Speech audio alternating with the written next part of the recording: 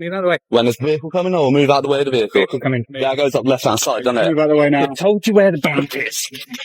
Come on, then. Don't. Welcome to Noxium, where police power meets public accountability.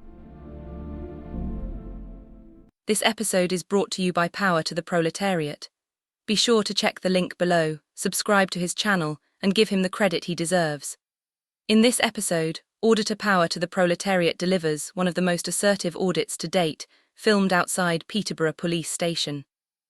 What begins as peaceful and lawful filming quickly escalates when two sergeants emerge and attempt to intimidate him and remove him from the area, despite there being no clear signage indicating that the location is private property. However, Proletariat remains composed, confident, and legally informed. He stands his ground as additional We don't mind you filming, but you need to be off. Who are you guys? Sergeant. Come on. Okay. Then walk then. There was no need to get physical. I'm walking away. You can stop touching me now, because I'm walking away. You can stop touching me now. Sergeant 1096. That's me. I am walking away, and you're still touching me. You're not walking away. I am. Am I not walking? How's that not walking away? Turn and face that way. You're a fucking dickhead, mate. That's what you are. Off. Tell me not to swear. I can swear over you if I want to. There's no need to push me like that. We've told you where the boundary is. Yeah? Get out. And I'm walking back. Why the f*** are you pushing me like that for? You absolute bellend. Because of your attitude. You're a bellend. Over there. You're a bellend. Get off the ramp. Move over there, please. You're a bellend. For emergency vehicles, get off the ramp. There's no yellow boxes saying I can't block it. You're a bellend. Move out the way. I'm quite capable of moving out the way of vehicles by myself. Move out the way. When there's a vehicle coming, I will move out the way of the vehicle. Vehicle coming. Move. Yeah, it goes up left-hand side, doesn't it? Move out the way now. We've told you where the boundary is. Come on, then. Don't act like a knob. You're the one pushing me. Yes. I know I'm on the pavement, and I'm on here now, and you still pushed me. You still pushed me. Right. Don't come on. You're a bellend. Okay. Before even identifying himself, the sergeant places hands on Proletariat and begins pushing him back as though he were a suspect, disregarding the code of ethics which requires officers to prioritize communication and use force only when necessary. When Proletariat calmly states that he is walking away, that should have concluded the interaction. Instead, the sergeant continues to push him, crossing both legal and professional boundaries. When Proletariat, visibly startled, reacts with frustration, the sergeant responds with, "Don't act like a knob." A sergeant is expected to set the standard, not fall below it. His role was to de-escalate the situation, clearly identify himself, and act with professionalism and respect. Instead, his conduct presented a clear example of authority being misused, behaviour that reflects poorly on policing standards and undermines public confidence. Who's your inspector? What's your collar number there? 1096. Yours? 1995. 1995. I'm trying to read your collar number. You're a bellend, both of you. Sergeant's my ass. You wait till your inspector gets hold of this. Dickhead. Is there an inspector on duty at the station today? There'll be many inspectors inside. Yeah. Well, I've just what I believe to be assaulted by two sergeants. So if you can get an inspector out, I'd love to report that to them. I'm happy to show them the footage. There was nothing saying that it's private property, no unauthorised access or anything like that. Of course. Do you want? I'll talk plainly. Yeah. I won't walk around. Okay. There are different people who audit and things like that. Sure. Sometimes people try and push buttons like that, so I'll just speak plainly. Yeah, that's cool. No worries.